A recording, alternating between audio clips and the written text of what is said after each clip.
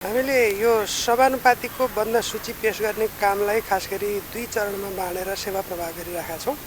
पहिलो चरणमा सम्बन्धित दलको तर्फबाट जुन उम्मेदवारको नामावली हामी कहाँ आइपुग्छ उहाँहरूको मतदाता नामावलीमा नाम छ कि छैन भनेर भेरिफाई गर्ने लगायतका कामहरू गरिसकेपछि उहाँहरू भ्यालिड हुनुहुन्छ भन्ने यकिन गरेर हामीले निशा उपलब्ध गराउँछौँ र त्यसपछि अर्को ठाउँमा यो दलको समानुपातिक बन्द सूची पेश गर्नलाई उहाँहरू पुग्नुहुन्छ।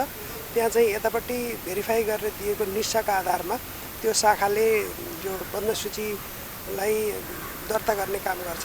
त्यसो भएर हामीले सेवा प्रवाहका लागि आवश्यक जनशक्ति, स्रोत साधन, कम्प्युटर, इन्टरनेट सबै प्रबन्ध मिलाएर आउने सेवाग्राहीलाई सकेसम्म सेवा लिनलाई गाह्रो नहोस् भन्ने हिसाबले उपलब्ध स्रोत साधनलाई अत्युत्तम उपभोग गरेर सेवा प्रवाहको प्रबन्ध मिलाएका छौँ।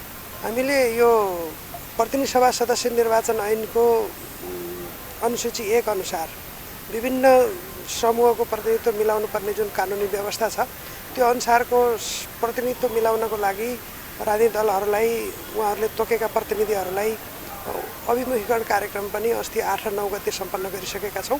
त्यो विषयमा कसरी पेश गर्ने, कस्तो सूचीलाई कानुन सम्मत र सन्तुलित सूची मानिन्छ भन्ने विषयमा उहाँहरूलाई अभिमुखीकरण भइसकेको कारणले गर्दाखेरि यसपटक सूची आउँदाखेरि संशोधन गर्न नपर्ने गरी एकदमै व्यवस्थित तरिकाले कानुन सम्मत तरिकाको सूची आउँछ भन्ने हामीले अनुमान गरेका छौँ।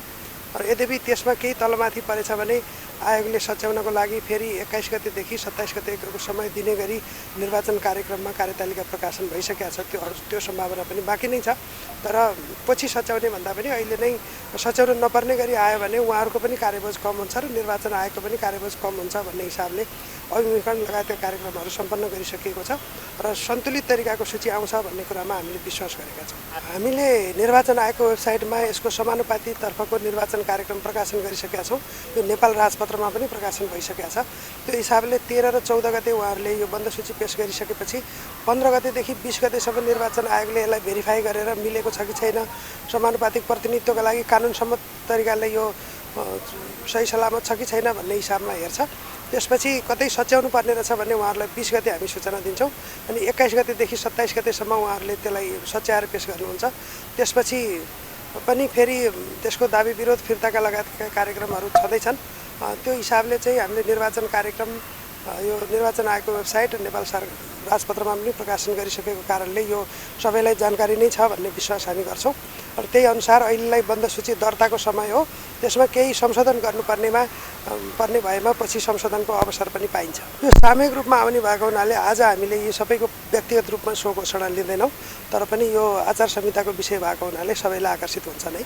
आज चाहिँ हामी बन्द सूची पेश गर्दाखेरि चाहिँ यो खास गरी त्यो मतदाता नामावलीमा उहाँहरूको नाम छ कि छैन लगायतका विषयहरू चाहिँ कि सर्टेन कुराहरू आज रुजु गर्छौँ। निर्वाचन आयोगको व्यस्त कार्यतालिका भएको हिसाबले अब यसलाई चाहिँ समय थप्न सकिँदैन, यही समयभित्र सम्पन्न गर्नुपर्ने छ भन्ने आयोगको बुझाइ छ। त्यो हिसाबले आज र भोलि 14 गते बेलुकी 4 बजे कार्यालय समयसम्म बेलुकी 4 बजेसम्म आउने सेवाग्राहीलाई हामीले त्योभन्दा पछिसम्म पनि सेवा दिन्छौँ भनेको 5-6 बजे भने पनि सेवा दिन्छौँ। अहिलेलाई तोकिएको समय पौष 13 र 14 गते हो।